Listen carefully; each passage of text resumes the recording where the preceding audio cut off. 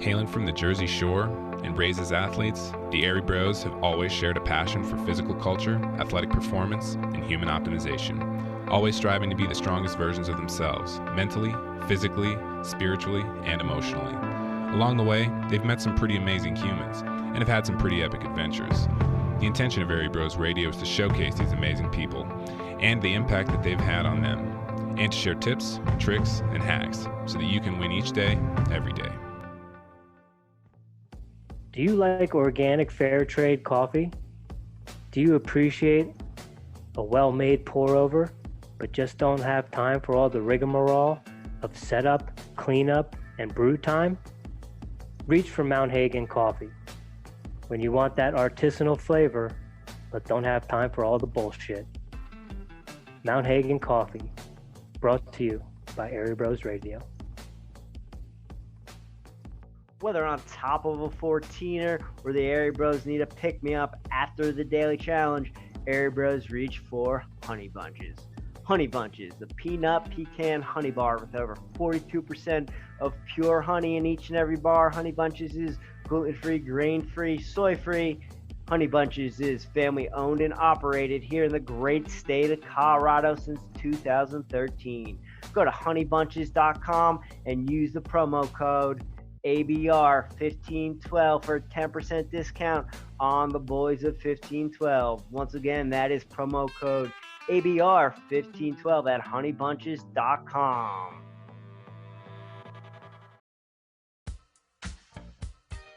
We climbed, El Capitan. We've probably done 4 or 5 of the 7 summits.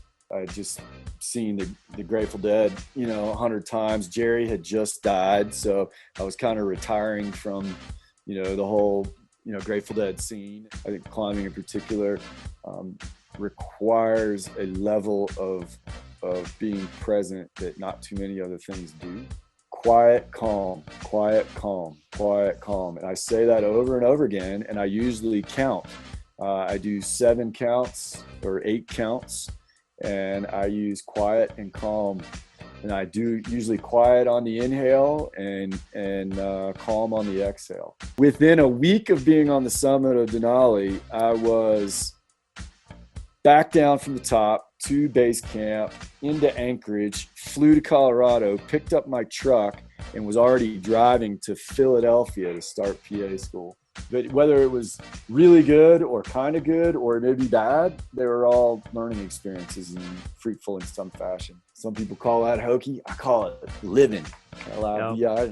There's certain people who are wired for it and better at it. And, I've got military friends that I think are they were born to be warriors. They've got a different thread count than the rest of us. Climbing through storms, managing adversity in a VUCA world.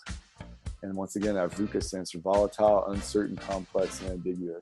See, Jerry Garcia died in 95. So it's like, what am I going to do now? I would have been a fucking grease spot 6,000 feet below. They never would have found me if I wouldn't have clipped in. You're listening to Airey Bros Radio. Be there or be square, because it's all killer, no filler.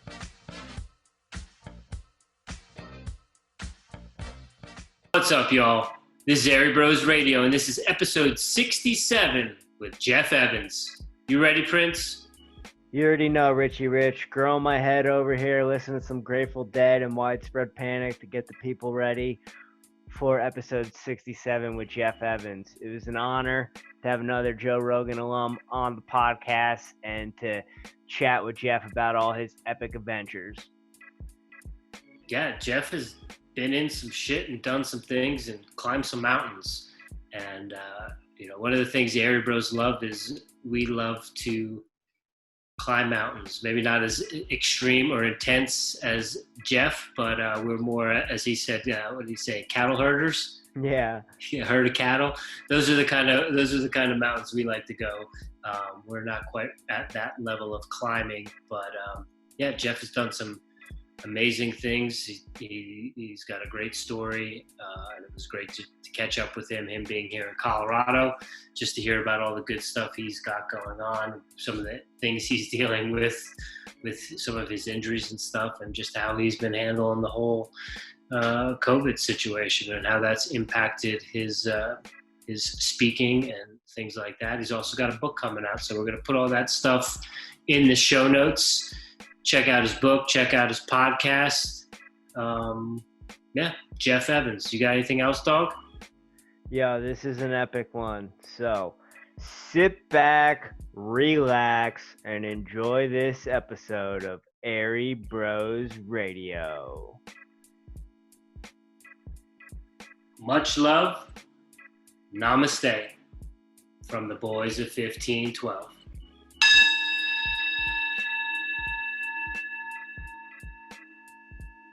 So it is a honor to get you on the line today. Heard you a couple years ago on Rogan when we were living in Leadville. So it kind of resonated with us a little bit when we were playing on the mountains out there, and got this podcast rolling, and I was like, maybe we should hit Jeff up. So stoked to have you on today. Well, I'll tell you, I get invitations to do a handful, pretty frequently, and I don't do many anymore. And it's so with you guys though, I went and listened before I got Mary Beth to reply, and I'm like, well, these guys are fun, these guys are fun, and sounds like they've had some interesting experiences. So I vetted you, and you guys seem like a good couple fellows. So it'd be fun to hang out with you virtually for a bit and chat with you. Well, we're gonna do our best to come correct. Yeah, right. What episodes did you happen to check out? The most recent couple, I think. I can't remember the details, but I just, I liked your sense of humor and how engaging you were. So awesome. Here we are. Thank you for your time. We appreciate it. And we're humbled and honored. Yeah, well, thanks for having me. Yeah. So how are things on your end with everything that's going down in the world right now? Obviously not doing any traveling and whatnot. So what has this COVID lockdown looked like for you? Yeah, it's obviously just as well as everybody else. It's required me to pivot logistically, emotionally, spiritually, and physically. I like everything has changed. Had to cancel an expedition. I was supposed to be leaving for Bolivia here in a week, and we were going to have a great expedition with a bunch of cool clients that have been on other trips with me. We were going to be doing 3 peaks in 3 weeks, and so that got nixed. And then professionally, I've had to pivot. I do a lot of speaking events all over the country, and obviously all of those have been canceled. And so now I'm doing virtual events. I record a lot of events, and I actually just did one this morning. That's what I've spent most of my day today is talking to a camera and trying to be engaging to a camera, which is not easy to create compelling content and then come back and edit it and send it off. But that's where we are right now. And that's a lot of what I talk about is just sort of, interpreting and managing and then executing sort of what you got in front of you. You can sort of sprinkle some pixie dust on things to a certain extent, but it still is what it is, and you can only manipulate it so much. So we're here. And then, the other things that I'm sure a lot of other people miss, I miss live music so much. I miss seeing rock and roll, man. I miss being with my friends and at Red Rocks and seeing great live music, and I miss that a lot. But I think that what I've sort of processed through all this, and I think a lot of people have, is that as shitty as it is, that, we will come out of it, and that, man, next year is going to be on fire. I mean, think about just, I can't imagine the first time we get the opportunity to go back to Red Rocks and, be with 7,000 people, Everybody's all sweaty and stinky and drinking whiskey and just like that's the fun right there. And we'll just value it even that much more when it all does come to fruition. So that's kind of the big 30,000 foot view of what's been going on here. Oh, wait. And I've got two injuries on top of it. I have two different dirt biking injuries to do both legs about a month apart, which has got me walking around now like a old guy with Parkinson's. Tore my PCL in my left leg, and then a month later tore my calf in my right leg, and so I'm just hobbled. So I've been in a pretty bad mood. So says my wife and my kid. Why are you going so hard? Yeah, I mean, it's hard. That's the thing about riding dirt bikes, and it's hard to not pull back on that throttle. It's hard to go slower. So turns out you crash sometimes. Is dirt biking, is that something you've been into for a while, or is that a new hobby? No, I've probably been dirt biking for 40 years now. Okay. Yeah, it's next to kite surfing is probably my favorite thing to do, period, is be on a dirt bike and go fast in the woods, with a bunch of buddies. It's just such a treat, and it's really hard. Well, we're all injured, we're all aged now. We've all been riding a long time. Everybody's a little hobbled. So like the night that we came to a stop around the campfire after I'd hurt my calf, my buddy had tore up his shoulder that afternoon. My other buddy's a general contractor. He always walks over like, he's all hobbled up. And so we spent hours, over a bottle and a campfire trying to figure out when it is that we're going to, like, what it's going to take to stop or slow down. And like, is it going to take like a catastrophic injury, or is it just, are you going to flame out somewhere? And we talked about it for 3 hours and never came up with an answer. So I don't know what's going to happen with that. Have you noticed as you've grown older, can you slow down, or is it still full throttle and charge? Yeah, I have not slowed down. And we're getting to the point where it used to be kind of like, yes, that's funny, good job. Like, oh yeah, you're really going for it. But now my wife is actually quite pissed at me because I've been hobbling around for a month, and I'm in a bad mood, and so she's finally like, fucking stop, like chill out, because this is what happens. So anyway, I don't know how that's going to play out, because some things are just too fun. I mean, people who dirt bike, they'll get it. They'll understand. And for that matter, so many other things in life. You've just been doing something sort of full tilt boogie the whole, for decades. And then because you're aging, you're supposed to be throttling back, literally and figuratively. But I find that really hard to do. You're preaching to the choir. You got two lifelong athletes. Rich is an ultra runner. I'm a wrestler, jiu-jitsu guy, and I actually came to Colorado after a knee injury, and trying to find ways to cope and whatnot. So you're preaching to the choir, and we speak that same language. I'm 33.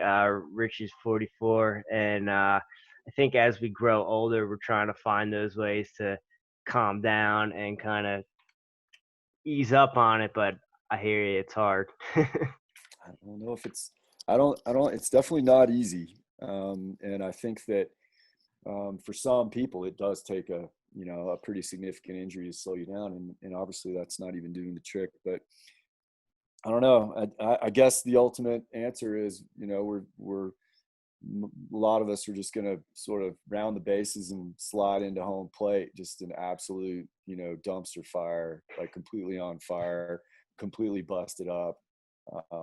And I guess I'll take that as opposed to, kind of strutting in and not having all these awesome experiences that, so many of us have been able to have.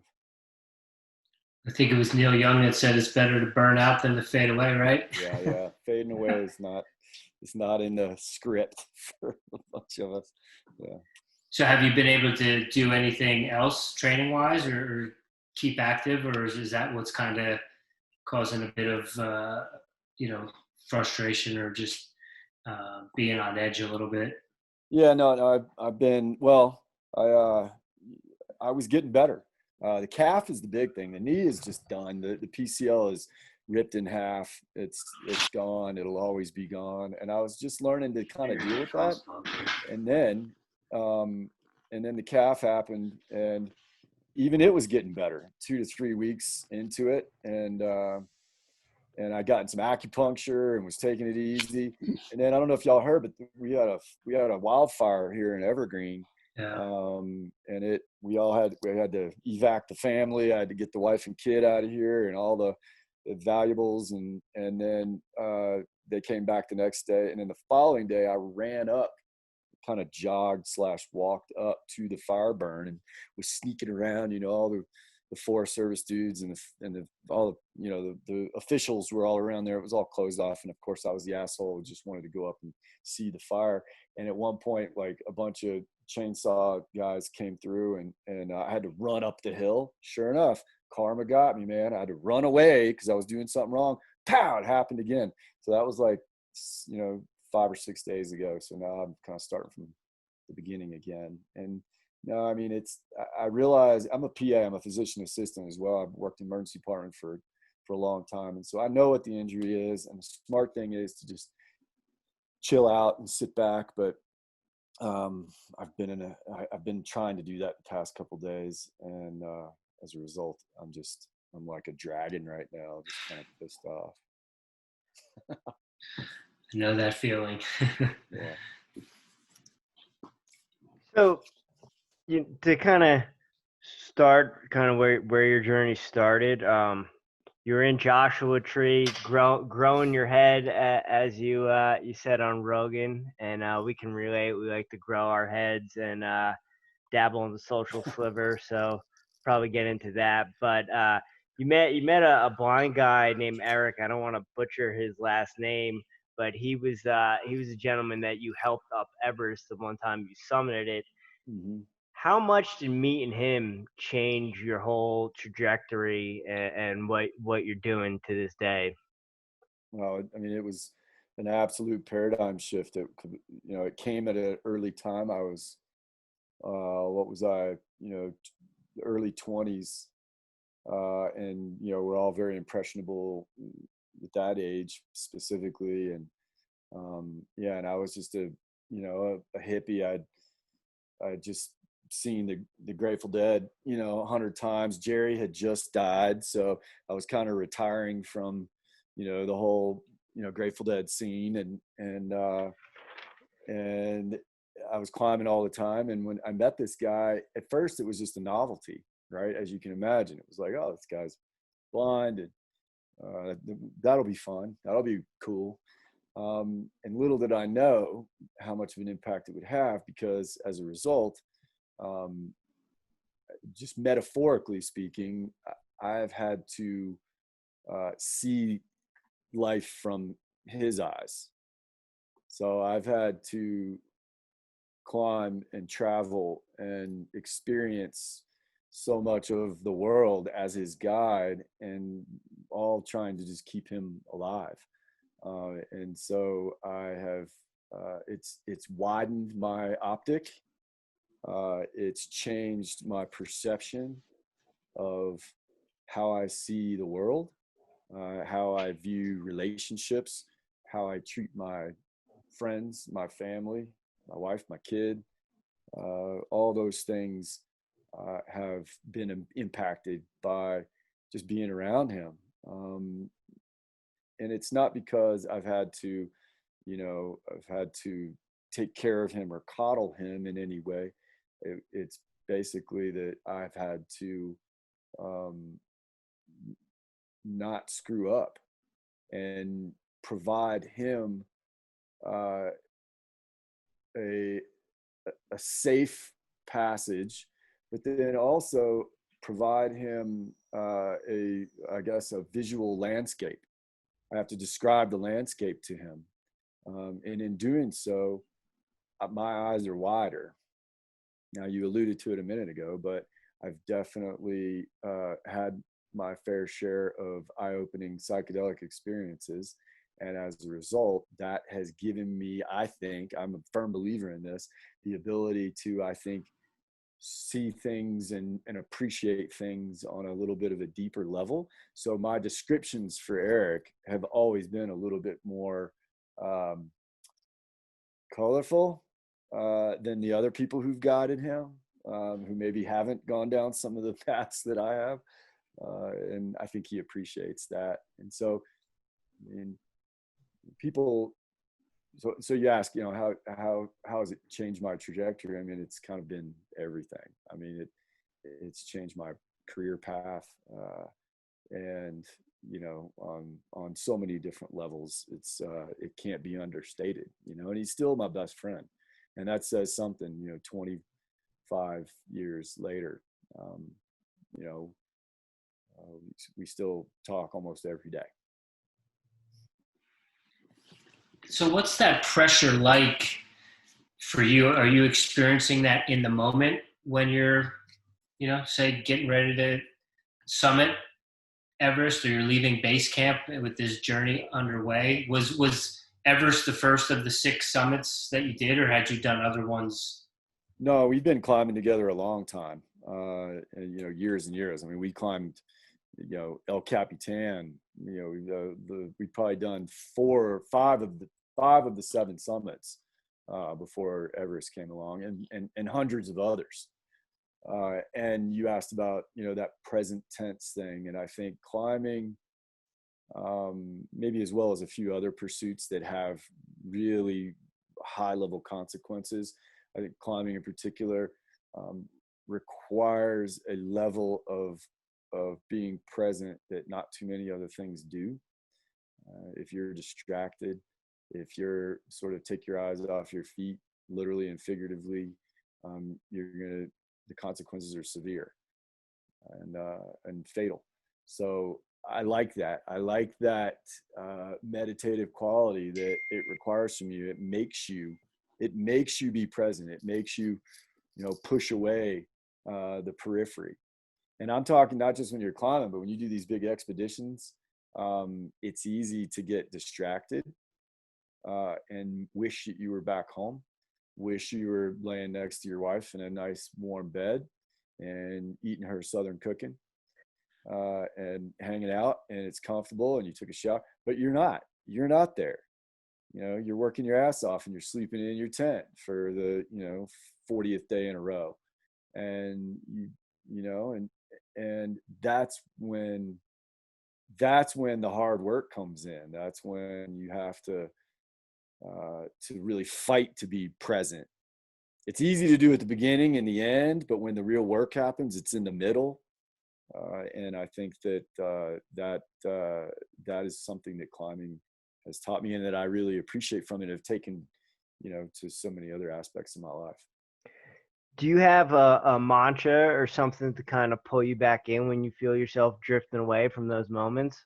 I do, and it's the same one I use when I meditate, which is quiet, calm, quiet, calm, quiet, calm. And I say that over and over again, and I usually count. I do 7 counts or 8 counts, and I use quiet and calm. And I do usually quiet on the inhale and calm on the exhale, or switch it up. I don't fight it. I let it kind of be what it wants. But those are my words those are my safe words. Those are my words that kind of bring me back and allow me to center. And it's the same thing I use in my meditation practice too. It's all the same. So those words sort of trigger a whoop, you know, sort of a narrowing in.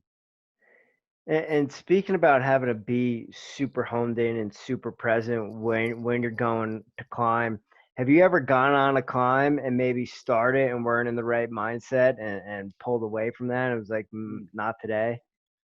Yeah.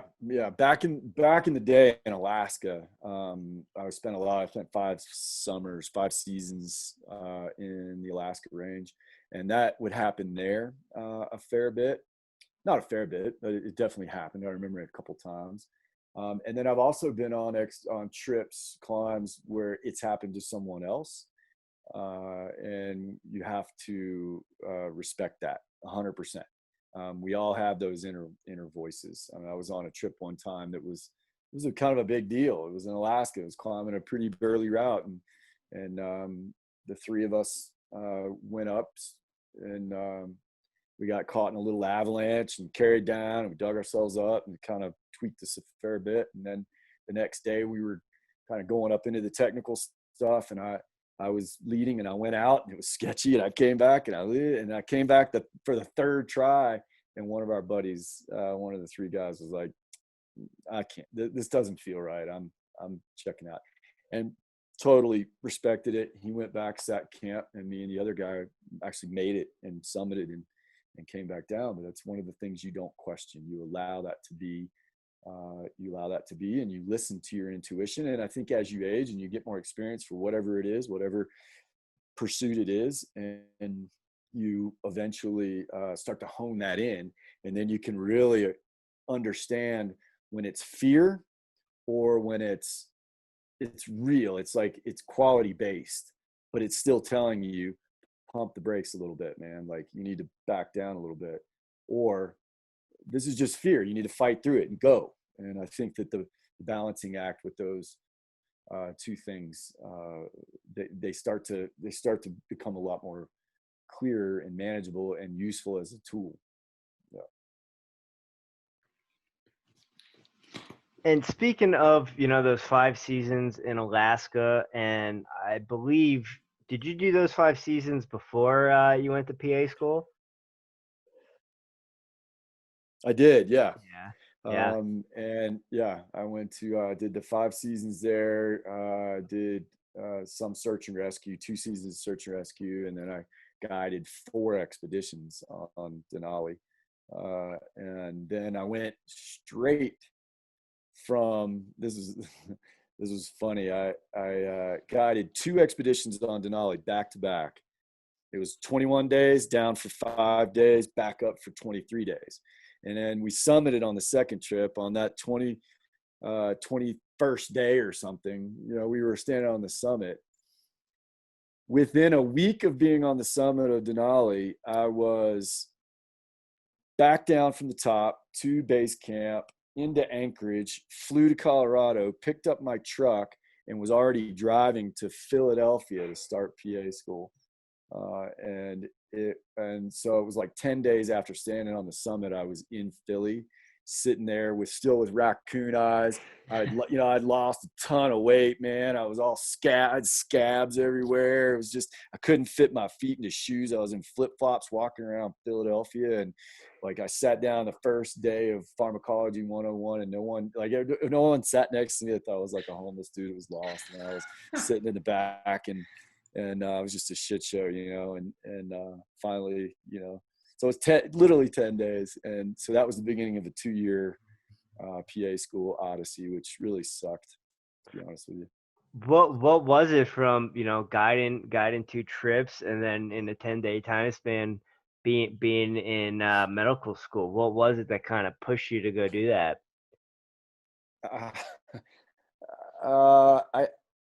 I guess there's a smart ass answer, and then there's the real answer. The smart ass answer is I just, it was like, because I got in, it was like that was the next thing to do. But the reality was, and then the truth is, I'd been guiding so long up to that point, even as a young man, and I had seen a lot of friends die. I was just with Alex Lowe like a few months before he died, and I'd seen some other legends died, and then '96 on Everest happened, and all these guys were way better climbers than I could have ever dreamed of being, and they were all dying. And I also was hearing all these stories about how these marriages were all falling apart for all these guys. Like, you couldn't have a family, and everybody, it just didn't seem sustainable. And I knew at some point I wanted to meet a woman and marry her, have a family and a kid. And I'm like, all right, so I can still climb. I'll go to PA school. I'm not an indentured servant for 8 years. If I went to the traditional medical doctor school, I could still be a PA and do all the things I want to do. and so I made that decision. Luckily, I got in, and because it's really hard to get in, and so I committed to it, and that was it. So I tried to squeeze it in. I get done from the Alaska range, and then go straight to Philadelphia, and, stepping over bags. I literally, from stepping over like snow and rocks and stuff to stepping over, bags of trash and homeless bros on the road, like within like 2 weeks. So Where in Philadelphia were you? right downtown at Drexel. So Okay. literally like downtown, like on Broad Street. It was so hard. It was a hard transition, man. I ain't gonna lie. The only thing that got me through that whole run there was there's a place called Fairmount Park, Wissahickon, Yeah. which is right in Philly. Y'all know that spot. Oh yeah. There's really good mountain biking there. It's actually really good mountain biking. So I'd get done with class and smoke a little weed and like hit the my mountain bike and ride for an hour or two and come back and study and get locked in. And that literally was the only way I made it, was thanks to Fairmount Park. Yeah. There's a Will Smith, Summertime. A place called the Plateau is where everybody go. He's talking about Fairmount Park, the Belmont Plateau. Yeah. Yeah. I can't remember that. Yeah. So we've spent some time in Philadelphia. We have a cousin that lives there and some friends that live there. We're from New Jersey originally, so we're kind of coastal New Jersey, where we're about an hour from New York and an hour from Philadelphia. So we're familiar with Philadelphia and the city of brotherly love. You have a favorite cheesesteak spot? Yeah. I mean, back in the day, you could, it was a toss up. I was like, I basically would just say, wherever you people want to take me, I'll go. I'm not loyal to Pat's or Geno's. Y'all can take me wherever. And I would just go and just sort of take it. I mean, literally, that was fun. Like that's a part of culture I'd never experienced before. I mean, I'm from the South, man. So it was either, the Blue Ridge Mountains and Appalachia versus in Colorado. I go up and try to set up shop in Philadelphia, man. I'm like, dang, shit's different up here. This is a different lifestyle. Yeah. So did you happen to catch a Sixers game when you lived there? No, never did. So Iverson was still there when you were there, right? Yeah, he was. Yeah, I did see the Grateful Dead at the Filthy Rectum before they tore it down. Yeah, but that was it. I must ask for the layman, because you've mentioned, following the Dead around and a couple Dead shows. What were those experiences like? Well, it was more than a couple. It was 107. Yeah, my man's a pro. Yeah, no, it was everything for a long time. And I mean, a lot of people don't even know the Dead now, but it was a cultural phenomenon. It was music, it was culture, it was just a bunch of good friends. And the Grateful Dead taught us how to listen to live jam band music, and understanding what improvisation really sounds like for a bunch of really talented musicians who are all just sort of, they have a structure, and then then they go off the trail completely, and then have to kind of look at each other and listen. I just love that. I love the nuance that happens with that style of music. And the Dead taught me how to listen to music. And then Widespread Panic, I'm a Southern boy, so Widespread Panic kind of came in at the right time and sort of got things real filthy and filled with whiskey, and then sort of evolved from that. And now my favorite band is a band called Tedeschi Trucks Band, and Derek Trucks, who many people probably know. If you don't even know the band, Derek Trucks was the young virtuoso guitar. He started playing for the Allman Brothers when he was 19, and he's married a woman named Susan Tedeschi, and they've got an amazing 12-piece band, and they're just phenomenal. And they are also an improvisational band that just kind of is where I need it right now. It makes sense for right here at this stage of my life. Yeah. Do you have a favorite live Dead album? Well, the data it's all live. I'm glad you put that live in there because people are like, oh, listen to Studio Dead and it sucks ass. And it does. But live stuff. So anything in 1977. And specifically, if you're really going to come in new, turn on like a Cornell University, 1977. But that was when Jerry had his heroin dialed in just right, like he was high enough, but he wasn't like sloppy because there's definitely a few years where, he was hitting the dope a little bit too hard. And so things got a little ugly and messy. But, go to 77. That's it. And then for Widespread Panic, for those of you who don't know Panic, hit around 20 years later, around that 97, 98 year zone. And I'm telling you, you put that stuff on from front to back and it is filthy. I mean, dirty. I mean, it is so fun. It's just, sweaty. Just like that was just when things were just hat on backwards, just, like grinding it down kind of thing. Beautiful, beautiful stuff. So I digest. Do you like Humphreys McGee at all? I never have. I've always, because it's just kind of a newer thing. But the caveat with that is I have a really good buddy. His name's Drew. And Drew is a musician and plays in a local band here. And we go see music together. And he said, listen, I get it. I know you don't like Fish. I know you don't like all those other, that kind of stuff. But give Humphreys a try. And I'm like, yeah. And I did. Turns out they're really, really good. They're very talented, and there's definitely a handful of their tunes that I really appreciate. Yeah, Jimmy and I, jam bands were never really on the menu for us, but a couple of my friends at work are into that scene, and so they've been slowly but surely kind of easing me into it at work, and we're doing stuff, and I said the other day, I'm like, okay, I kind of understand why you guys are into this now, like, with the Dead accumulating 107 shows, we've heard stories. We've actually had a cousin who's done it. Was that one of those things where, like, summer break, you're loading up the caravan or the car or whatever and going to multiple shows? It wasn't summer break, bro. It was life. It was life. Yeah. Okay.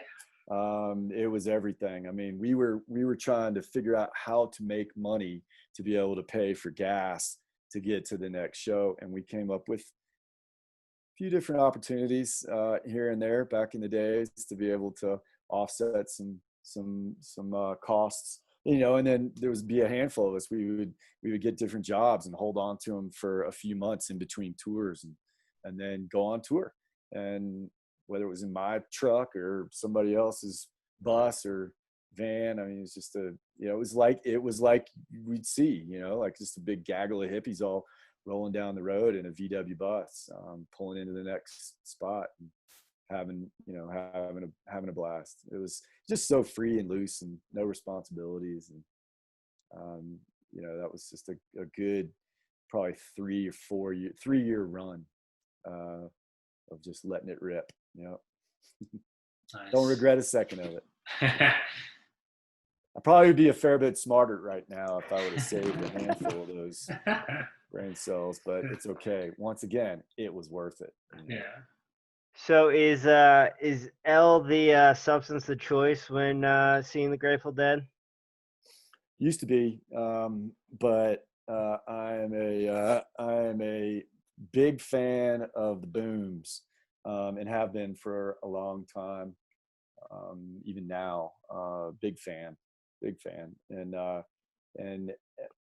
have some of my very best friends, and I've had many discussions, very colorful and vivid discussions about the nuances of both and where each one sits and the values of each one. I'm particularly a mushroom fan, to the point where I like to cultivate myself, and it's obviously personal preference, but I like the idea of the microdose. I mean, back in the day, I mean, we used to really just dive in deep just to see where we could go. I think that that's a fair assessment. I think most of us have done that. You've had a few that have just kind of, you buckle your chin strap up and you blast off into the ether, man, and like see what happens, because you want to see what happens. Like, well, where could we end up with this, and it's a few different landing spots, but whether it was really good or kind of good or maybe bad, they were all learning experiences and fruitful in some fashion. But nowadays I really do appreciate the microdose. I think that it's obviously a really strong modality for therapy when it comes to, post-traumatic stress, when it comes to anxiety and terminal diagnoses. There's all kinds of positive things that are coming from large scale doses of psychedelics, as well as the microdose version. I just finished my second book, and I probably wrote the last 2 chapters in the course of a couple of days, 3 or 4 days, just from little tiny microdoses, 0.25 milligrams, and just feeling engaged and on point and thoughtful, and so that's generally where my whole posse sort of lands. Yeah. Is that also something that you do while you're climbing, or dirt biking? Dirt biking, yes. It's kind of mandatory with the dirt biking. It's like 9 a.m. starts up. You just eat a little chocolate, and I tell you, man, I ride. I know it may sound stupid, but I mean, I ride better because I ride looser, but yet still engaged. I think that it's such a metaphor of life. When we hold on too tight, when we hit the brake too much, when we're super cautious, that's when we crash. That's when we fall. And for sure with dirt biking, and I think with climbing too, that you're better served when you're, a little bit more loose in the saddle, not reckless, but still punching and hitting the throttle more than the brake. And I feel like that's what, a little microdose does for me in every facet of my life. I was just curious because we've have quite a few outdoor running adventures in the mountains, and even I've even run several races, and people just think I'm absolutely out of my mind. But it's kind of similar to what you were saying in terms of it allows you to be a little bit looser, but still be really, flow state is kind of that word that people like to talk about these days, but you really kind of tap into a different mindset and a mind frame and are able to be loose, but step on the gas. Well, Rich, I don't run this, I probably don't run near the level you do, but I did an ultra last year. And it was I think it ended up being 35 miles or something. And I knew that I was going to take a little of the goo. I actually talked to Rogan about it. It's super concentrated. I was going to ask you about that. Yeah, it's super concentrated mushrooms. So little bits. It's like concentrated down. You run it through a bunch of butane and alcohol, and then you turn it into this tiny little bit. And you just a little nibble is a microdose, and that's all you really need. So I had my halfway stash, and around mile 20, whatever, 2 or 3, I hit it. And along with some Pepto, because I knew it would kind of upset my belly. So I hit that and a couple Pepto chewables. And, within 2 or 3 miles, my calves were starting to really cramp up, but then all of a sudden they stopped cramping.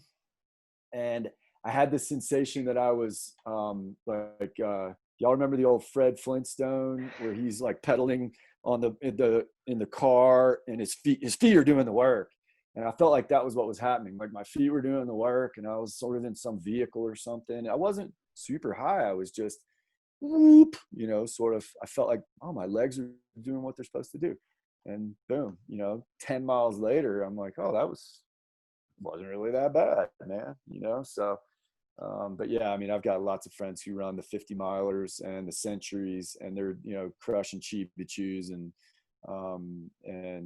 actually getting pretty high, like, I'm like, wow, yeah. I mean, shit works, man. It opens up doors. There's no question. Yeah, it's wild. I've been microdosing and running for, what is that, 2.5 years, Jim? Probably. 18, yeah. Yeah, and I've had some pretty amazing experiences. I did, as we like to call, active doses. We were going a little bit deeper than a microdose, but I ran the Boston Marathon last year on an active dose, and this is one of the most on epic. LSD or mushroom? Yeah, LSD. And but I mean, are you at the point of having visuals, or you just feel like a full just body engagement? No visuals, just color enhancement. We're talking probably, say, between 70 and 80 micrograms. Okay. And so, yeah, I mean, it was because it's such a large crowd at Boston. There's like 35,000 people that run that race. Maybe once or twice I felt a little claustrophobic. It was teetering on the edge a little bit, but then I looked down and I saw the double yellow line in the middle of the road, and it was kind of like raised up because of the color. And I just said to myself, all right, just run the line until you get to the finish line. Yellow brick road. Yeah. And that's pretty much what I did, was just stay on the yellow line on either side of it for, 20, 22 or 23 more miles. I wasn't sure if you were going to take that story like you turned into, like a little dude from the Wizard of Oz. No. And you're like trying to find your way. But I also had that same kind of feeling where, it's almost like your legs are just not necessarily disconnected from you, but it's almost like they're a machine and they're going on their own, and they're going very efficiently, and you're tapped into your cadence really well. Right. It's an autonomic thing, right? There's no thought into it, and it's just a sort of a beautiful body mind connection. Yeah. Totally. So not to get all over the place, but you mentioned Denali and doing some expeditions up there, and as two boys that play in the mountains in Colorado, always curious about Alaska. What's that like up there? How dangerous is it compared to other mountains you've done expeditions on?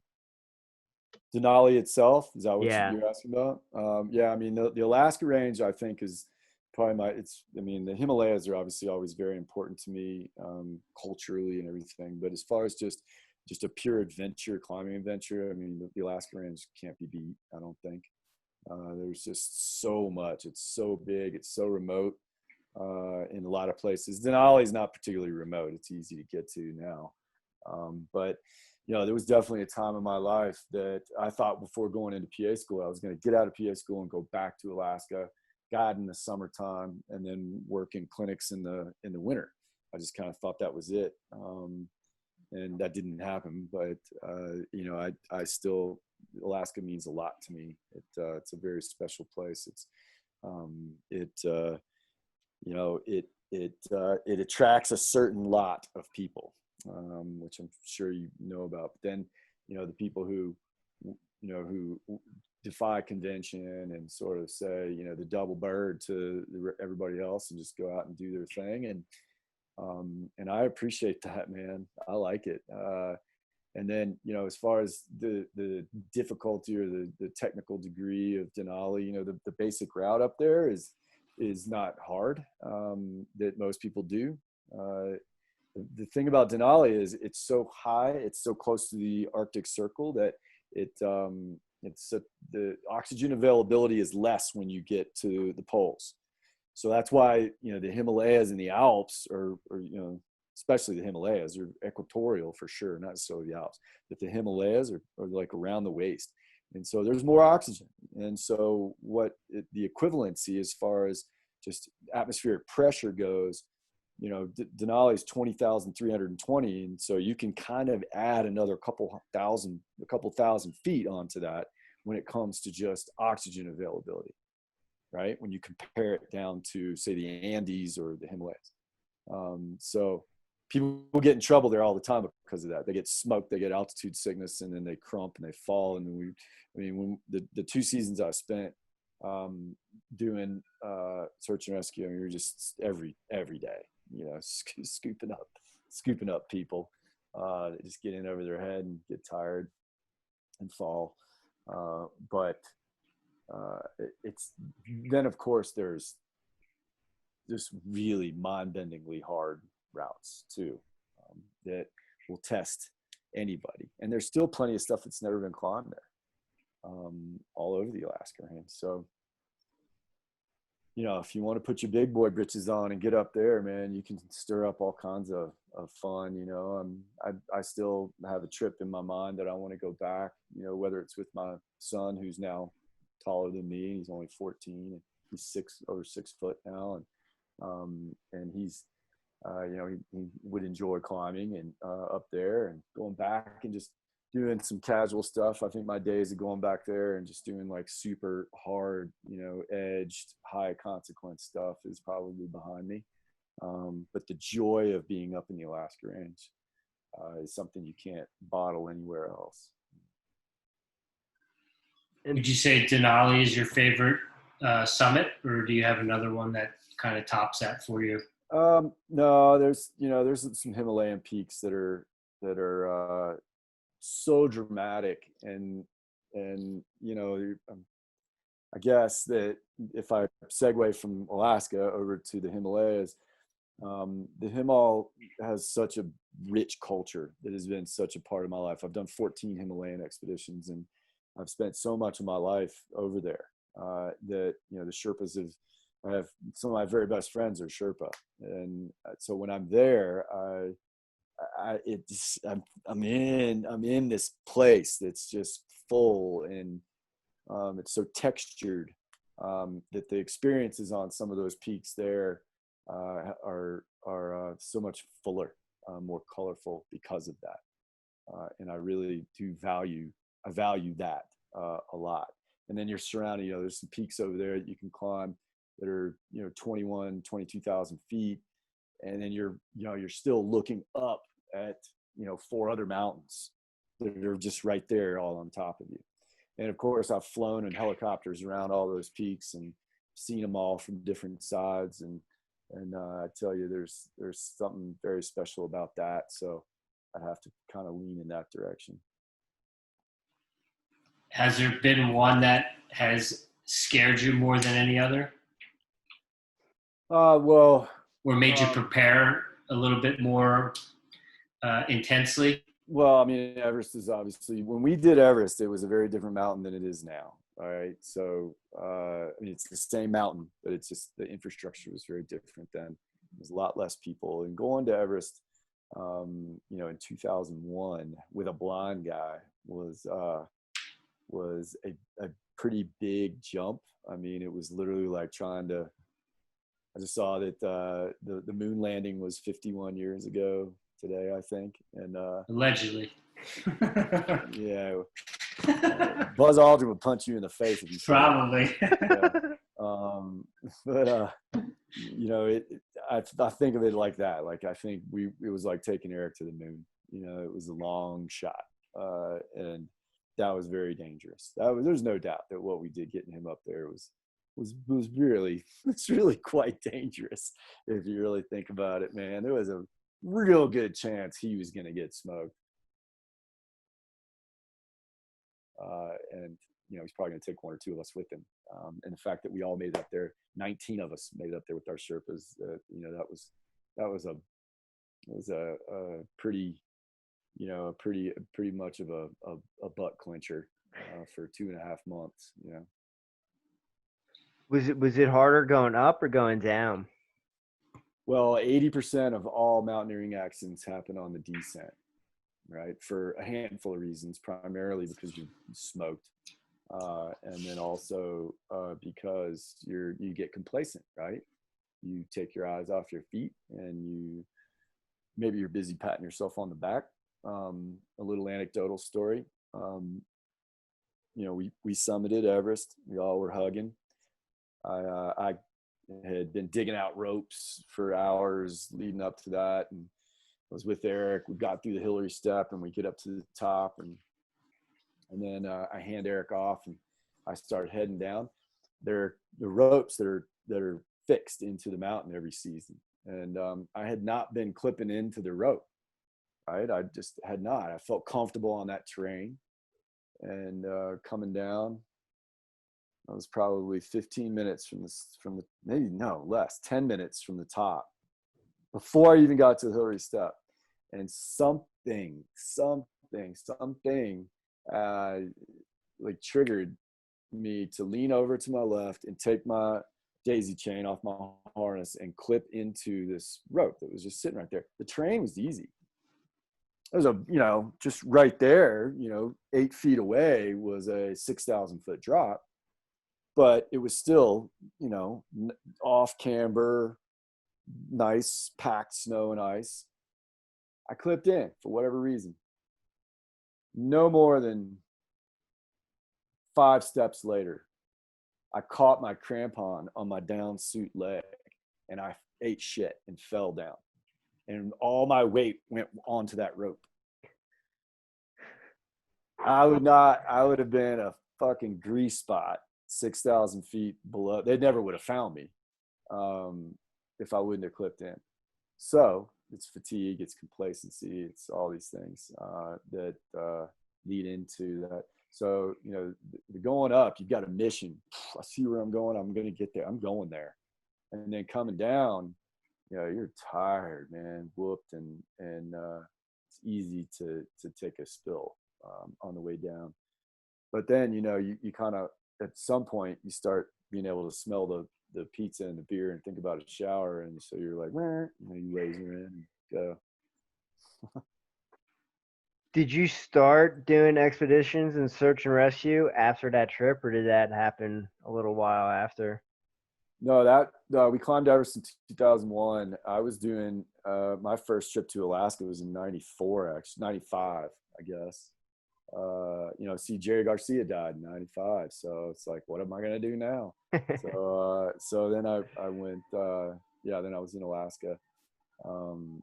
And that's when I did all those, the 4 expeditions and two seasons of search and rescue. And then, 2001 happened, and that's when we headed off to Everest. What has been the craziest, most dangerous, or a search and rescue mission in Everest that kind of sticks out in your mind? Well, I spent over 2 months in a helicopter, flying around, scooping people up. And let's see. The weather is notoriously bad. There was a dozen. I think we did over 80 missions, but sometimes somewhere between 70 and 80 missions in those over 2 months. And for sure, it was a handful of very memorable ones and a few spooky ones. I guess the one that stood out the most was I had this Nepali guy who was having he was having these chest spasms, which is called Prince metal angina. He was having like anginal attacks, which can happen up at stress and at altitude. And he was having a hard go. He's coming in and out of consciousness, and I needed to get him down. We were in the back of the helicopter, and these pilots are amazing. And our pilot Andrew was trying to figure out how to lift off from base camp, and we just couldn't. It was just socked in. It was just weather around us everywhere, and this guy's clock was ticking, and Andrew knew it, and he did the best he could, and he took off. I couldn't see 50 feet in front of the helicopter, and he picked up. And I was working on this guy, and I turned around. All I could see was whipped cream, man. And Andrew was just like, "I got you, Doc," And so he just knew that terrain. He knew that bird. He knew where to go. And sure enough, he came over and found this head wall and just sort of hugged the head wall, and then found a sucker hole and went through the sucker hole and dove back down, and then boom, you could see again, and then more clouds, and then another sucker hole, and then boom. And yeah, so those were some of the more tense moments, I think. You know, helicopters are amazing machines, but they do crash a fair bit, you know. I mean, we've all seen, I guess it was last year, maybe the year before, that kind of iconic photo of the conga line that, you know, is getting up and down on Everest now. Has it just become so commercialized that it is almost unsafe to go there now? Yeah, I would have to say yes. One of my very best friends named Nims Gurka took that photo. I've been on a couple trips with him. He's a former SBS guy for the British Special Forces. He's a Gurkha. If you guys don't know what Gurkhas are, they are bad dudes. They're Nepalis, and they are now brought into the British Special Forces, and he's just a tough cat. He was summiting Everest a few years ago, took that iconic photo that so many people saw, just this, you know, shit show of people lined up.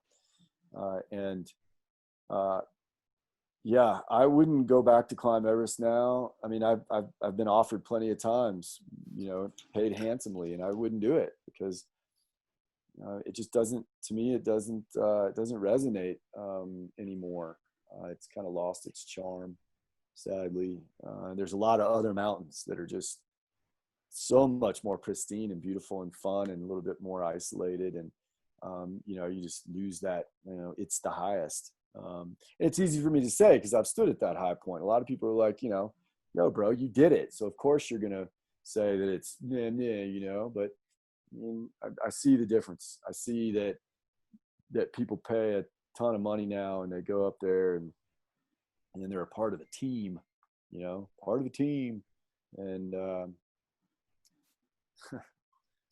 And, and then everything goes whack jaw, you know, 2 months later. And that's when you get the endless stories of people that are on the same team, you know, stepping over each other. You know, as the guy's like, help me, I can't.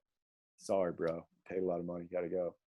Those aren't teams, you know, those aren't people that really care about each other. And so we had such a beautiful experience, you know, all of us are just such good friends. We all love each other. We all cared about what was going to happen to the other person. So if I were to go back now, it'd just be for a paycheck, and I make enough money. I don't need to go do that. So, you know, I'd rather do it peripherally. I love being over there. I love climbing the mountains that are around there now and being in that culture, but not Everest anymore. No. Yeah, I know a gentleman from Canada named Paul DeAngelis who used to guide at Everest, and this was back in 2011, I think it was, and he said the same thing. He wouldn't go back because it's just so dangerous. So he does most of his guiding in Kilimanjaro now. But this was really before I got into the mountains and had any kind of experience or knew. I had asked if he had ever summited, and he said no. The closest I got was 200 meters. And it's like 200 meters.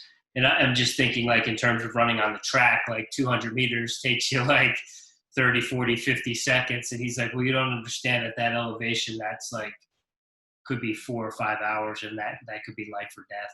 Mm-hmm. So he said that they got about 200 meters from the summit and turned around and went back because the guy he was with was not doing well, and they needed to and generally that's what happens. That's 200 meters is probably around the south summit, and from the south summit you can see the top, but it's a lifetime away, man. It's that's where the money happens right there. Most people get to that point, and that's the scary ridge with 10,000 foot drop on one and 6,000 foot drop on the other. If you've been going slow getting to that point, people take a look at that, it's pretty intimidating, and they're like, thanks, no. Or they push it too far and they get in trouble and then they die, you know. So the smart ones are like, oh, I gotta call it right now and go back down and fight another day.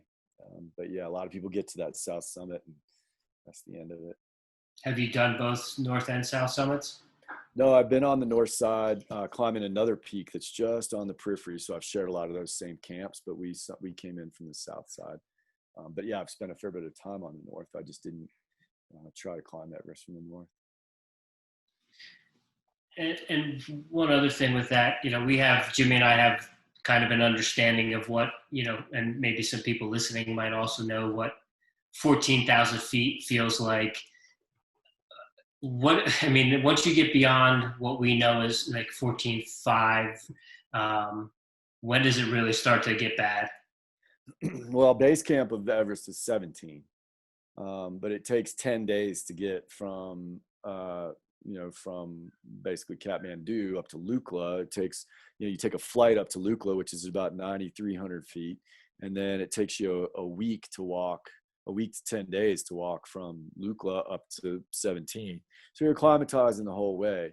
But, the first few days at 17 are hard. And usually when you get to 17, if you're climbing, you have what's called a puja, which is a blessing ceremony.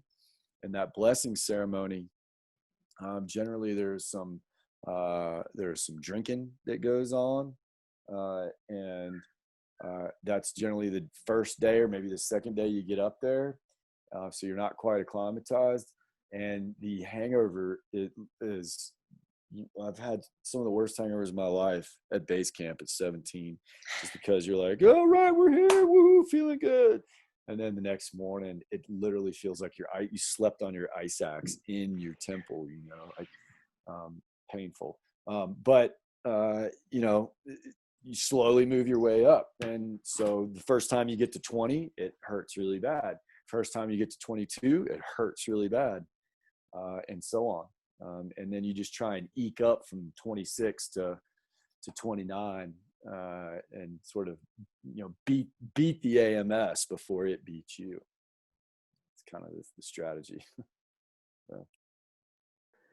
So I must ask, this question's a little out there, a little woo-woo, but someone who spent a lot of time in that part of the world, have you ever experienced like a holy man or like someone in that part of the world that might have like what we would consider special powers or anything like that, or no? Well, I'm tuned into that kind of stuff generally, so I kind of seek those people out, and I would say yes.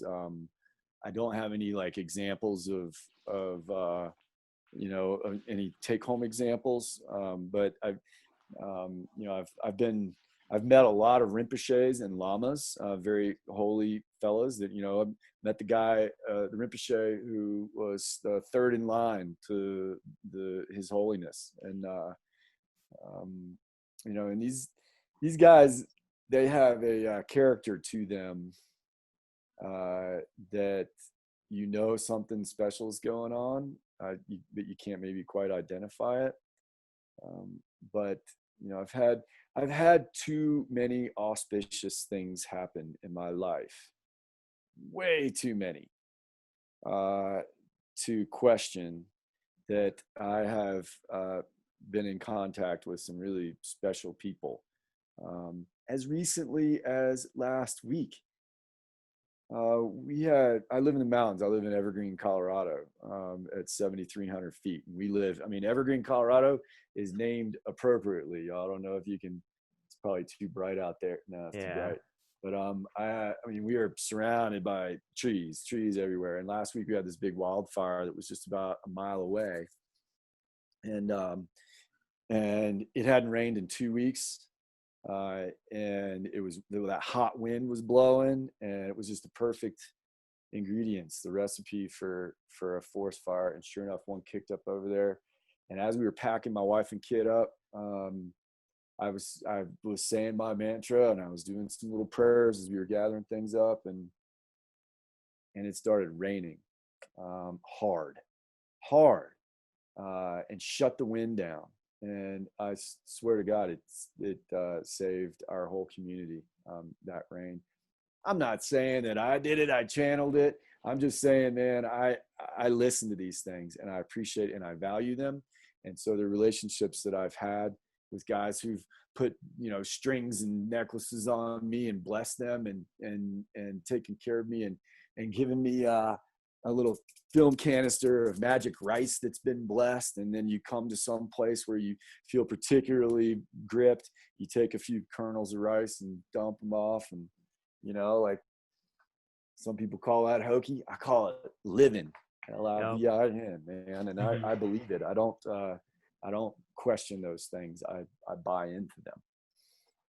Yeah, we're the same way. That's why I asked that question, and I appreciate that answer, because you're probably the first person who's been on that side of the world that I've asked that question to, and gave it to me straight up. Because super into Ram Dass and all that stuff, and always hear about that stuff, and very curious if that stuff really exists over there. So yeah, I'm super stoked on that answer. And one other thing, you mentioned Evergreen. What are your favorite trails around there that we need to go check out? Well, I live at the base of Evergreen Mountain. Yeah. Literally, I ride, when I get off with y'all, I'm going to get on my mountain bike and ride up Evergreen Mountain if my calf can handle it. And so I live in the middle of it. There's the Three Sisters Trails just on the other side of where the fire was burning. And so Three Sisters and Alderfer is about a half mile from my house. And that's where we ride, and that goes down into Elk Meadow, and there's a whole nother, slew of trails, all beautiful single track. It's just epic, man. We love living up here so much. It's just such a joy. We watched a elk calf get born last month, literally like right out in the field. A mama cow elk dropped her baby just on the other side. We in the rut in the fall, the elk are just blowing up. I'll talk to the bulls from my back deck. I'll call them, and then I'll brush them out of my driveway and drive 4 miles and spend 5 or 6 days in the woods, hunting them and not find any, and then come back and have to blow my horn and get them out of the way so I can pull into my driveway. But they're smart. Yeah, that's why it's it's hunting, it's not killing. So Are you bow hunting? Yeah. Cool. Rich, what was that spot in Evergreen that you wanted to check out? Three Sisters was the one that I've been to. All right. Yeah, you could hit probably 2 long tee shots from my house over to the beginning of Three Sisters. Okay. That's right. The fire was right up to the edge of that. Didn't burn any of it, but it was really close. It was right there. Thankfully, none of those trails got burnt. Right. Yeah. And you had also spent some time in the front lines in Iraq, I believe it was, doing some medical work over there. Just kind of go into detail about that experience and how impactful that was on you. Yeah. So I stopped working full time in the emergency department probably several years ago now, I guess, because I was just too busy doing other stuff, and I had to make some choices and with my time. But I still wanted to practice medicine, so I started volunteering, and this one. We'd go to natural disaster sites. We went to Nepal after the big earthquake there. That was in 2015 or 16 or something. And then, and just, super austere rural medicine. And then we got the call to go to Iraq and embed with Iraqi Special Operations Forces in Mosul. And, I could spend an hour talking about that whole thing on its own. It was very interesting experience, to say the least. We all the way from the volume of penetrating and blast trauma was just absurd and constant, and just a lot of it, a lot of very high level combat trauma, and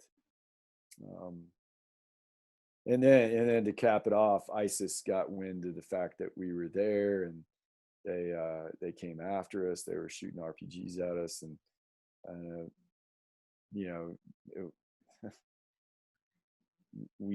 one of our security guys got hit, and he tried to die, and we resuscitated him and got him out, and then we finally got out and moved back a couple miles. And then that night, It never slowed down. The ISIS dudes were planted a bomb on a bridge, and a bunch of the ISOF and federal police guys from Iraq got blown up. And so we were up all night with them, and that was just it. That was weeks in Mosul, and it definitely impacted me.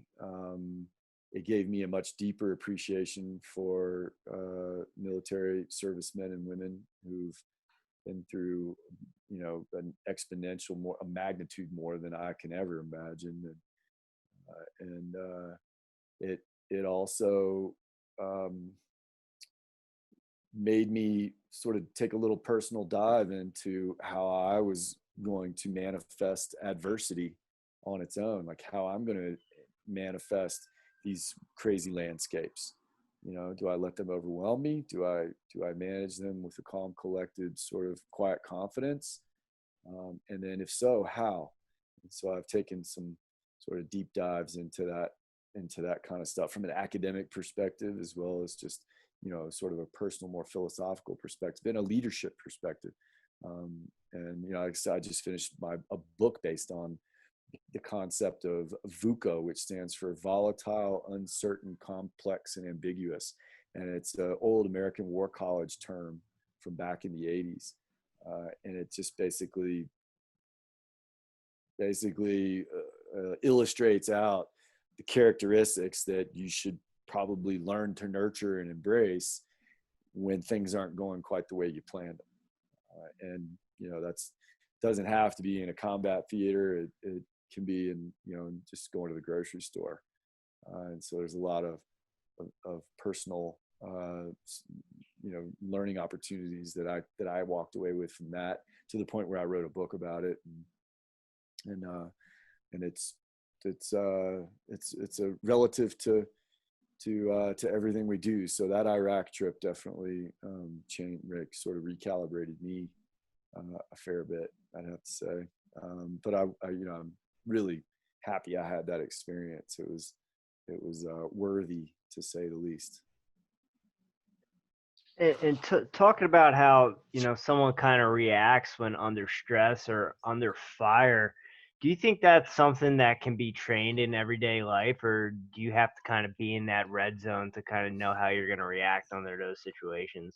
Yeah, I think most people would probably tell you that, that there's certain people who are wired for it, and better at it. And, I've got military friends that I think are they were born to be warriors. They were born that way, and they're amazing. They've got a different thread count than the rest of us. I'm not sure I was born that way. I don't know. I don't think so. So I've had to learn how to be a little bit more hardened, and not be try to not be overwhelmed. I think climbing has taught me a lot of that. It's taught me a lot about just trying to be calm under pressure and not worrying about these variables that you can't control.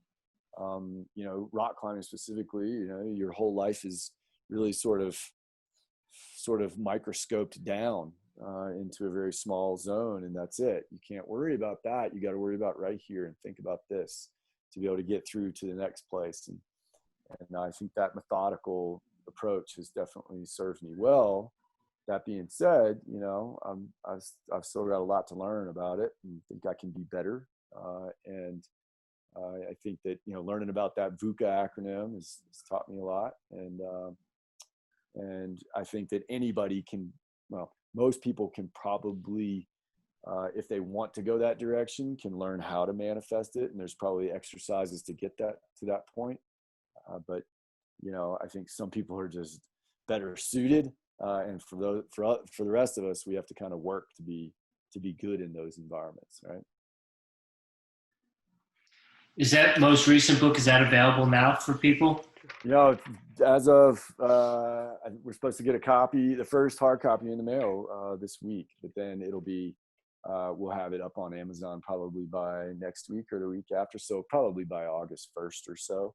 Okay, perfect. It's called Climbing Through Storms, Managing Adversity in a VUCA World. And once again, that VUCA sense, volatile, uncertain, complex, and ambiguous. So climbing through storms, and I've read it now because I've had to edit it a million times. I've read it, probably 7 times now, and I'm pretty proud of it. It's good. It's a nice balance of fun stories as well as good learning opportunities, stuff that I learned while I was doing my research on it from an academic and data perspective as well. And is that your second book? Yeah, the first one was just kind of autobiographical, and it was just me basically puking out stories and just kind of like adventure porn. It's not that great. I ain't gonna even tell you it's great, but this one's good. This next one's gonna be really good. I'm actually pretty proud of it. Is there any dead stories in that first one? Yeah, there's got to be dead. I mean, not dead stories, but there's definitely references. Most people don't want to. Y'all are like the most interested any party has really been about the Grateful Dead and psychedelics. I could talk about that all day, but most people just want to hear about Everest and search and rescue and that kind of stuff. But yeah, it's such a big part of my life. It has to be in the tapestry somewhere.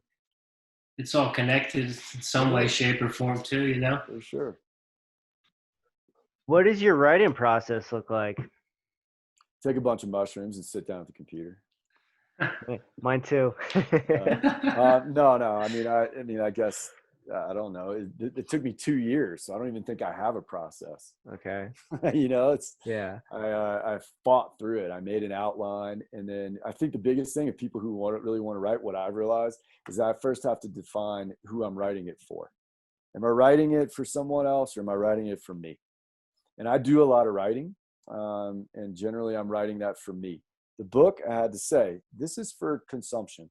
This is to teach. And so I needed to do that differently. That's why it took me 2 years to do it, because I had to sort of change the way I was perceiving the writing. It's not for me to reread. It's for someone else to reread.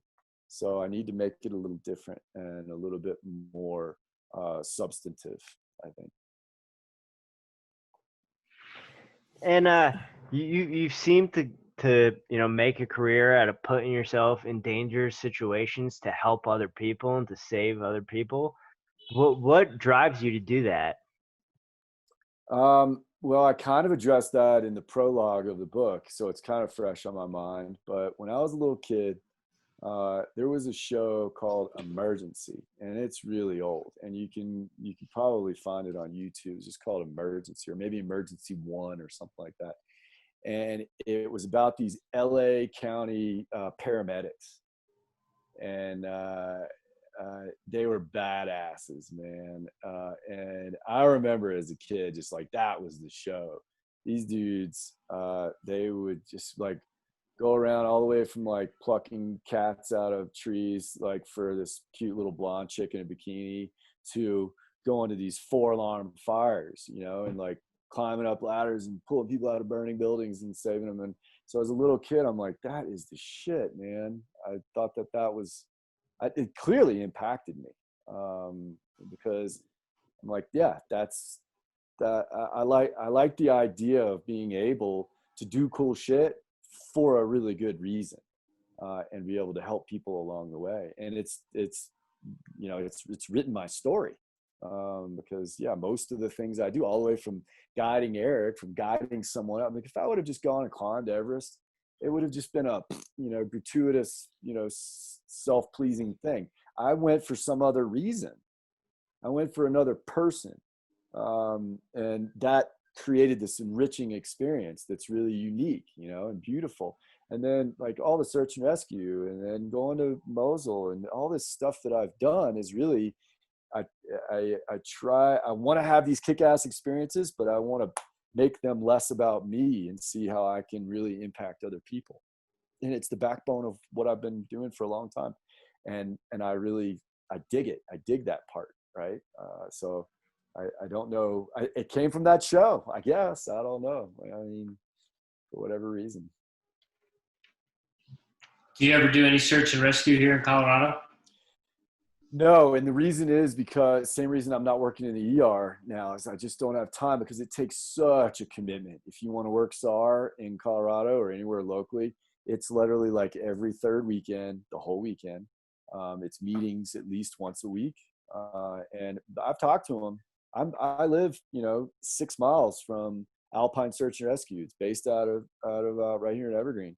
Talk to those guys a lot, and I don't want to shirk a responsibility. I don't want to be like, hey, I know what I'm doing. I can't come to your meetings. If I'm going to be a member of the team, I'm all in. And I haven't had the time. Now that being said, I could right now. I'm not doing shit right now, other than walking around injured. I wouldn't be able to do much right now, but yeah, it takes a lot. It takes a whole lot of a commitment to be a part of those teams because these SAR teams around here, they kick ass, man. They're really, really a tight group of folks who are all very talented.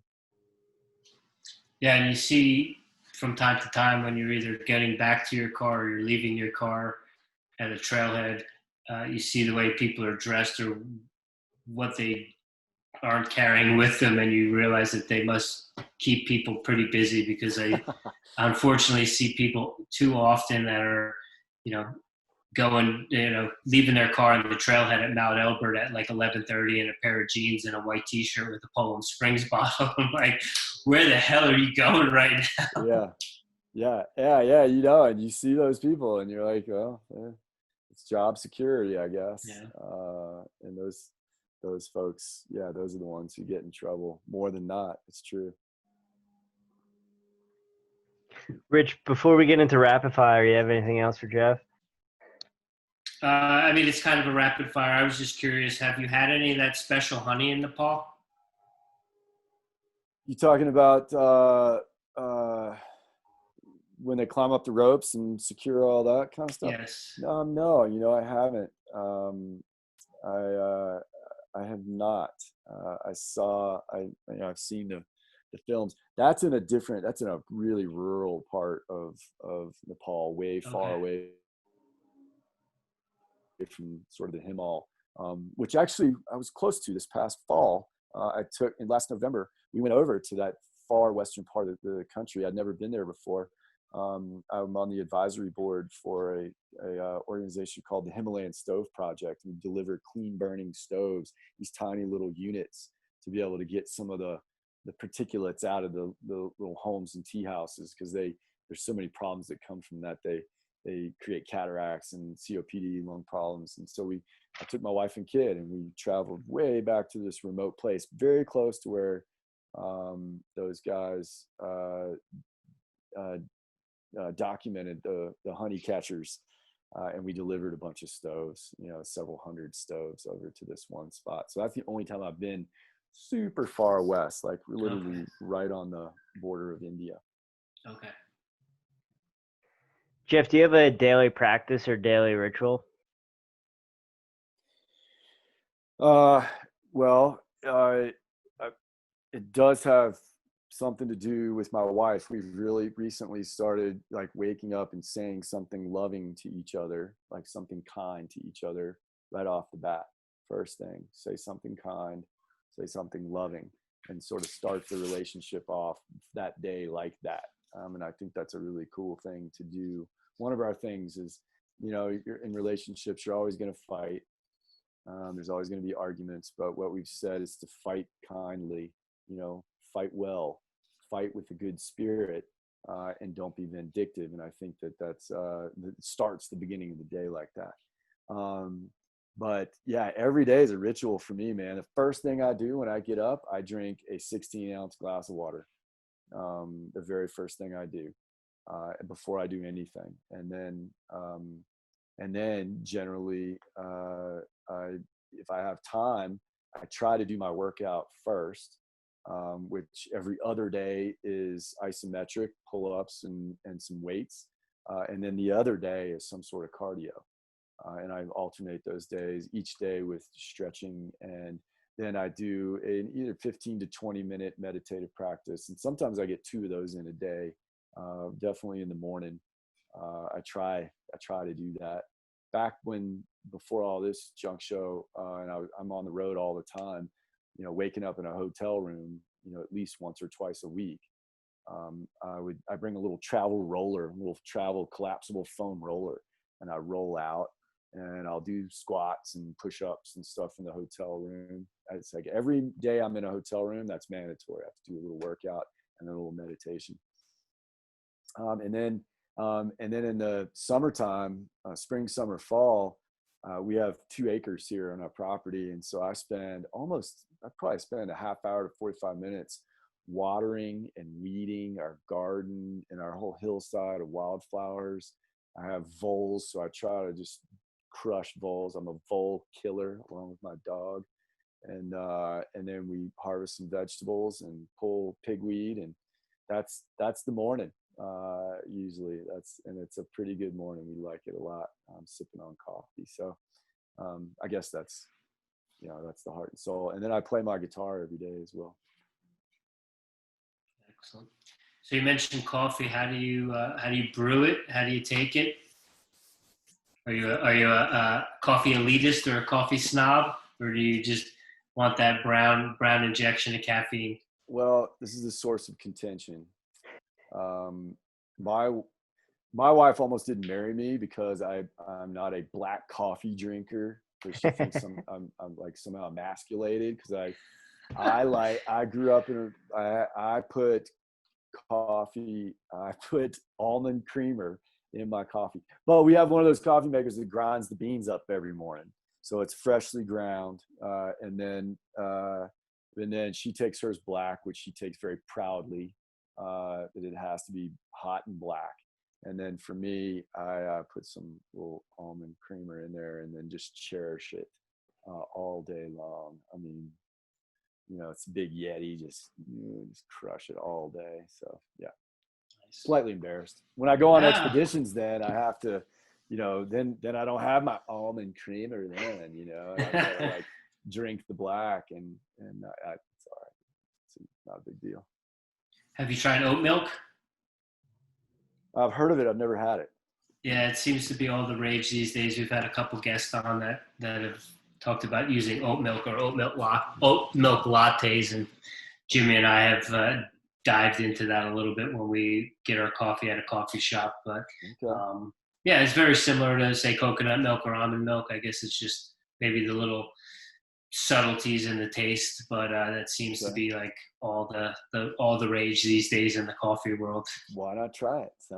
Sounds interesting. YOLO. Yeah. Do you have a favorite 14er here in Colorado? I guess I would say my favorite, only because I've done it a bunch and I love taking friends up there, and it's always a good trip, is Kelso Ridge. It's on Torrey's Peak. So, Grays and Torrey's is really popular. It's a junk show of people that are always up there, but you share the same path with everybody for about 45 minutes. And then you jut off and you climb this beautiful ridge. You can actually see the ridge from I-70. And that's Kelso Ridge. And it's beautiful. It's like 4th class. There's nothing even 5th class about it. It's just 4th class. But it's really airy. There's actually a section where you have to, kind of like boot scoot across, up at around 14. Super fun. Yeah, I've probably done it 10 times, and that's my favorite. But I've also had, I've probably done 46 or 7, maybe 48 of the 54, just sort of incidentally. I haven't tried to do all 54 by any means, but I just, there's a few that are on private property or are really hard to get to that I haven't done, but it's all good, man. There's a handful that are just cattle walks, but the ones that are more remote are just really good days, good, long, hard days that I really cherish, especially since I've been injured for 2 months. Like I can't wait to get up, and have a big, hard, long day up there. I'm due for it. So. Have you done Maroon Bells? Oh yeah. So for someone who prefers the cattle walks, what is that like, and how dangerous is that for a cattle walker like myself. Yeah, the Maroon Bells. The notorious thing about the Bells is the quality of the rock. It's really loose. I mean, super loose, and people get smoked there all the time because some JoJo is way up on the high, and they're knocking big boulders down on people, and you're getting smashed. So if you do it, be the JoJo, be way up high, right? Don't be the guy underneath. Like, get an alpine start and just get up as early and high as possible. But yeah, beautiful. Wow, what a great, that whole zone up there is amazing. Really great elk country. Lots of good terrain up there. But the quality of the rock, not so good. But there's good route, easy to do. Just hard day. Hard day, long day. So you mentioned the dead, and you mentioned widespread panic. What else, like if you're going out or out in the woods or whatever, do you bring music with you? What else do you listen to? Or you listen to anything new that we should be hip to? Well, I used to listen to music a lot when I ran, and now I don't know what's happened, but I felt like that ultra I did last year. I had all this music planned out, and then I realized after a while I needed silence. I needed to hear myself, right? So I cut it all off. And that's when I got into that zone, man. I felt silence. I felt me. And so I wasn't distracted. I was more present as opposed to letting the music take me. But yeah, I mean, I make playlists on Spotify all the time. I like, just old silly music that's got a lyrical component to it that makes me happy. For instance, that tune, what is it? It's by the Commodores. I think it's Easy by the Commodores. And I know, listen, y'all can be like, wait, what? Hold on, let me get, Easy by the Commodores. It's Lionel Richie at his best. But I tell you what, listen to that song, y'all, and listen to the words and turn it up loud. And I promise you probably heard it growing up. You're like, yeah, it's great, it's good. No, listen to it and imagine being in a van full of hippies all like wound up real tight and hearing that. That's just a good example of the kind of music. Okay. TTB, Tedeschi Trucks Band. If you haven't listened to them, please put them on your playlist. Turn into some live performances. There is a app that I use called Re-Listen. Have y'all ever tuned into Re-Listen before? No. Re-Listen is full of jam bands and live music performances that are all recorded, and people just upload them, their own audio files, wave files, and so forth. So there's 2,264 widespread panic shows, 2,064 dead shows, 441 Tedeschi Truck Band shows. You can go through and listen to all these live shows, great quality, just right on your phone, and just stream them. So Tedeschi Trucks Band, has Derek Trucks playing with Susan singing and a 12-piece band. Amazing band. They bring it. Just tune into some of their live shows. But I'm a big fan of them. Do you have any podcasts that you listen to?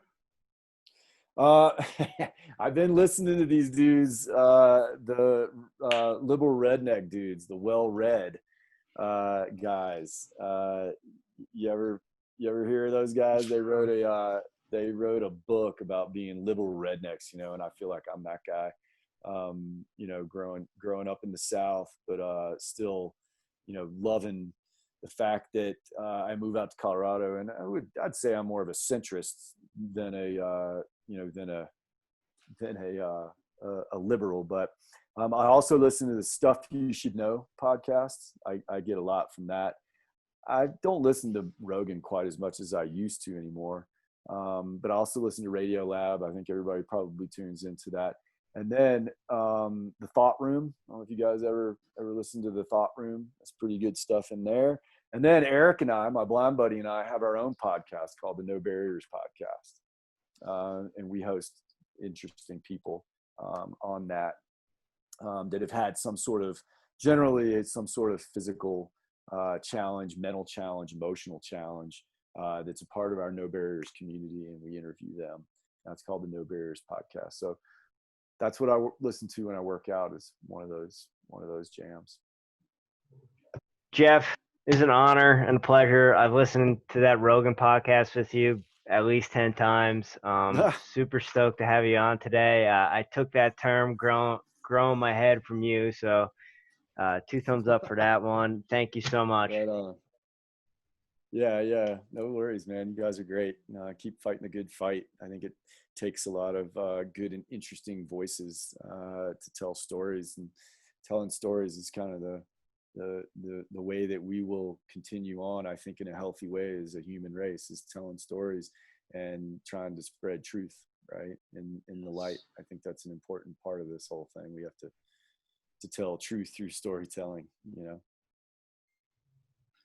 Jeff, it was an honor and a pleasure. Thank you for your time. Good luck with your mountain bike. Hopefully everything is feeling good with the calf. Yeah, and thanks, maybe we'll see you sometime in Evergreen. all right, y'all take care. Let me know if you ever come through here. I'll take you on our trails. Awesome. Thank you. Have a great day. All right, Have a good y'all be night. good. Thanks.